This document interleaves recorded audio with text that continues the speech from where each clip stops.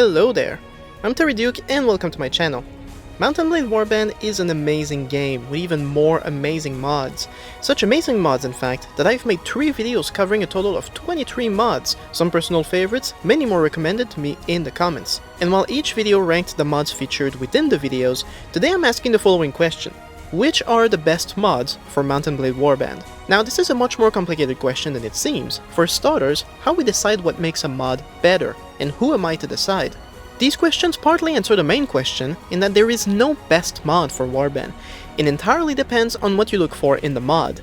Each mod typically aims to change different aspects of the game. Some add fantasy, some add management, and some add guns. So it's entirely up to you what you like best about different mods. That said, if you prefer mods with fantasy over historical mods, there are fantasy mods that I think are better than others. So going into this video, I'm going to share with you which mod I think are best based on the following categories. Best world and lore, best adaptation, best fantasy, best historical, best fights and battles, best firearm-based mod, best management, best campaign, best story, and at the end some honorable mentions. Now remember, this is just my opinion. Best world? Perisno. There's nothing like a whole new world with new scenery, factions, units, and armors to immediately give Warband a breath of fresh air. Aetas brought a whole new continent to Calradia.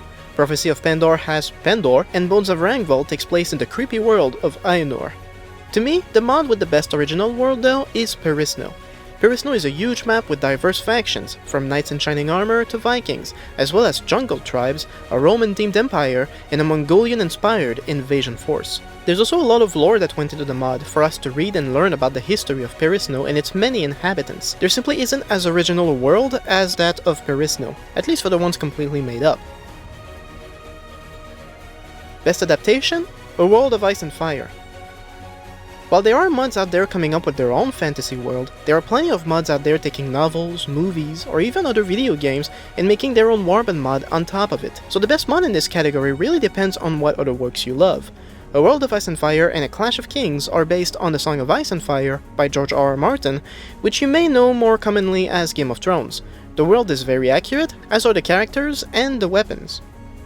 But if you're into Lord of the Rings, I'd recommend The Last Days of the Third Age. It's unarguably the best Lord of the Rings mod out there. And if you like the Warhammer series, Warsword Conquest got you covered. For me personally though, because I prefer Game of Thrones, World of Ice and Fire has the win. Best fantasy? Warsword Conquest. By fantasy, I mean 2 things: the variety of non-human species, and the possible introduction of magic. Mods like Perisno brand themselves as low fantasy settings, that is, they might be non-human species, but it's not central to the mod and there's no magic, at least not yet.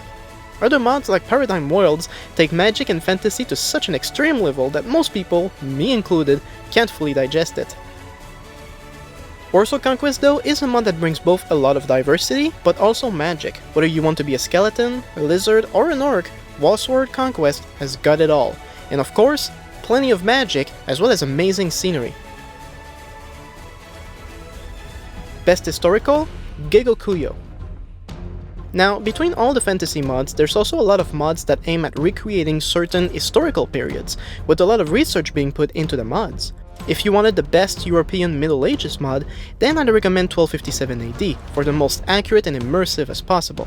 If you're looking for the Crusades specifically, then I'd recommend In the Name of Jerusalem. Brytenwalda takes us to the UK during the Dark Ages and is also pretty historical. 1860s Old America takes the Wild West for its world map, and Outcaesar Out in the Hill brings you all the way back to the Roman Empire. However, in terms of historical immersion alone, for me personally, I gotta give it to Gekokujo, which takes us to late feudal Japan. All the clans are fairly accurate, as are the amazing weapons and armors of the samurai. I like the variety of Gekokujo, and it's the best samurai mod, period. Best fighting and battles? Perisno. For the fighting gameplay, there's a couple of mods that really do something. If you want to play Warsword Conquest or even Paradigm Worlds, the diversity of troops and weapons often make for stunning battles. Brytenwalda had a strong emphasis on fighting in a shield wall, which worked really well.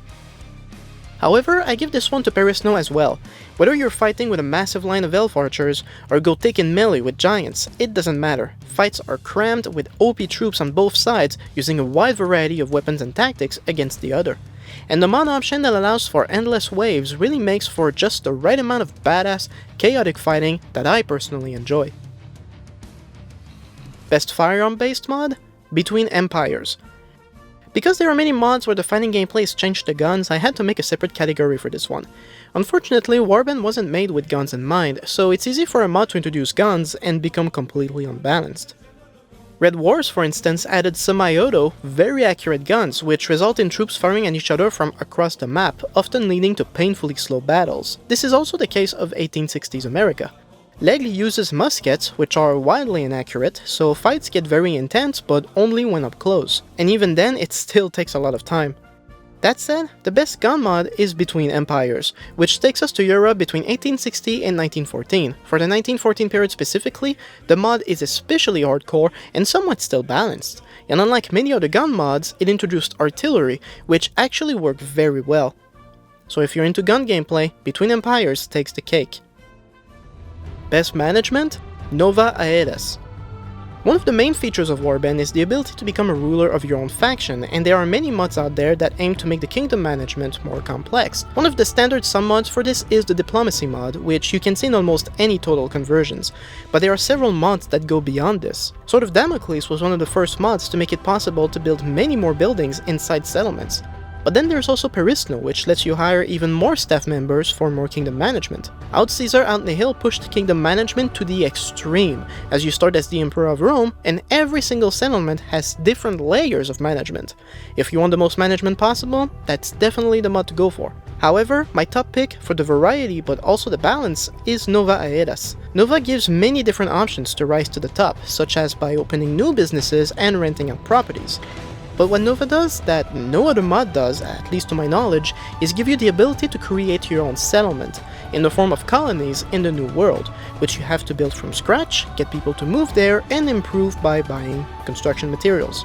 If you like the management aspect of Warband, Nova Aetas is a very good mod. Best campaign? Brytenwalda. For the campaign, I mainly mean the experience of going to war, conquering the map, and fighting other factions. There isn't typically a lot of difference between each mod, except how balanced the factions are, and this often has a lot to do with the geography. For instance, in native Calradia, the Kingdom of Swadia is the only kingdom to share a border with 4 kingdoms, 5 if you count the tiny border with the Saronids, so it's not balanced at all. In Perisno, the equivalent would be the Kingdom of Telrania and Macavia. Because those kingdoms are surrounded, any war on more than one front can be devastating. The Brytenwalda is, in my opinion, the most intense campaign, as there's tons of factions with only a few minor settlements each. This leads to a constant state of total war, where no faction ever has a clear advantage. But what I also absolutely love about Brytenwalda is the siege mod. I talked about it at length in my first mod video, but the ability to starve a garrison out rather than assault the walls makes a huge difference in the gameplay. Instead of going siege after siege, grindingly assaulting walls, forcing the cannons into surrender makes for a nice change of pace. This feature can also be found in the World of Ice and Fire and Outcaesar Out in the Hill, but it's severely lacking in virtually every other mod. Brytenwalda's siege mod should be the new standard, and yes, I'm looking at you, Bannerlord. Best story? Bones of Ragnvald. The whole point of Warband was that the story was your own. You go into the world, do whatever you want, and that's the story. However, there's a couple of mods that actually aimed at creating a story and unique quests to go with them. Perisno has a few unique quests for unique items, but they don't really have any impact on the story. Both a World of Ice and Fire and The Last Days of the Third Age puts you at the heart of the story, one with Game of Thrones and the other with Lord of the Rings. That said, the only mod I could find with a strong story was Bones of Ragnvald. If you want a mod that is almost completely guided by the story, this mod is for you. Good story too, I will add. At this point I want to mention some mods I did enjoy but could not make it to the top of any given category. Outcaesar Out in the Hill isn't just an incredible management mod, it's also the best Roman mod, with unique quests, huge military campaigns, that also lets you start as a ruler. Check it out. Mentioning Prophecy of Pendor just so no one complains I didn't bring it up. New world, low fantasy setting and voice acting, it's a pretty good mod, but I wouldn't place any of its features as my favorites. Tulubaria has the most amazing two-handed sword fighting animations. I'll lose 2 hours of my day just fencing with NPCs, it's just so much fun. And Paradigm Worlds is the most chaotic, messed up fantasy mod I've ever seen. Play at your own risk. So as I've been saying, the best mods really depends on what you actually like. 1257 AD is a great mod for medieval fans, but what if you just prefer samurais over knights? Maybe you absolutely love the Roman Empire, but you're not into management all that much. For me personally, the two mods I can't live without are Perisno and Brytenwalda. What I really like about Warband in general is just the epic battles, and Perisno provides plenty of those. But Brytenwalda has the siege mod, which I can't live without. Ever since I've been playing that mod, I've been desperately craving it in all of the mods I play. If that feature was actually in Perisno, then the mod might be close to perfect. Seriously, every mod would just benefit from that feature, and there's not nearly enough other mods that feature it. But what do you like to see in a mod? And which mod best represents what you like? Let me know in the comments, and while you're at it, feel free to help the channel by leaving a like and subscribe. If you like the content, every mod I mentioned in this video I reviewed at some point in one of the 3 videos I made about my favorite mods from Warband, so feel free to check them out.